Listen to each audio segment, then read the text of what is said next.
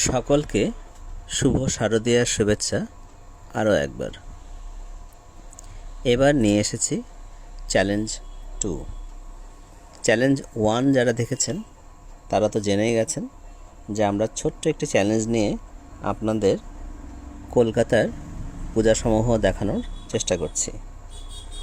চ্যালেঞ্জটি খুবই সামান্য, অর্থাৎ আপনাকে বলতে হবে স্থানটি কোথায় অথবা কোন ক্লাব এই পুজোটির আয়োজন করেছে।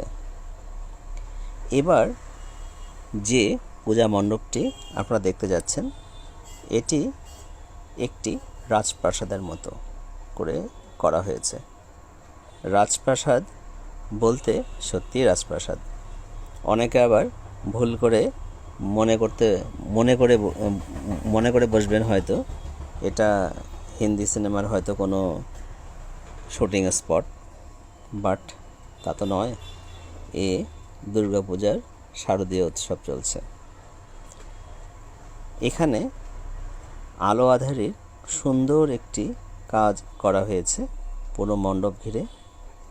যেহেতু রাজপ্রাসাদের মতো করে করা, পূজা মণ্ডপটি বিশেষ করে যেখানে ঠাকুর দালান বলবো আমরা, বা ঠাকুরকে যেখানে রাখা হয়েছে, প্রতিটি কোণায় শিল্পীর নিখুঁত কাজ দর্শনীয়।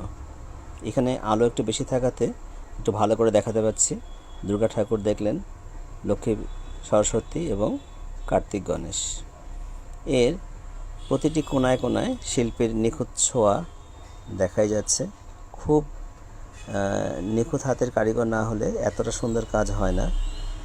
প্রতিমা খুব সুন্দর করে বানানো হয়েছে এবং পুরো রাজপ্রাসাদটি আসলেই দেখতে দারুণ লাগছে, বিশেষ করে খালি চোখে। ক্যামেরায় আমরা যতটা সম্ভব পেরেছি সেটা আমরা ধারণ করার চেষ্টা করেছি। দুর্গা প্রতিমা ঠিক উল্টো দিকেই মহাদেবকে রাখা আছে। মহাদেব শ্বেত পাথরের মতো দেখতে।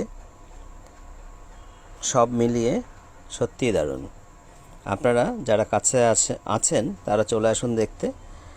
আর লাইক, শেয়ার, কমেন্ট করে আমাদের সাথে থাকুন। চ্যানেলটি সাবস্ক্রাইব করে দিন পরের চ্যালেঞ্জগুলো দেখবার জন্য। সকলকে ধন্যবাদ, ভালো থাকবেন।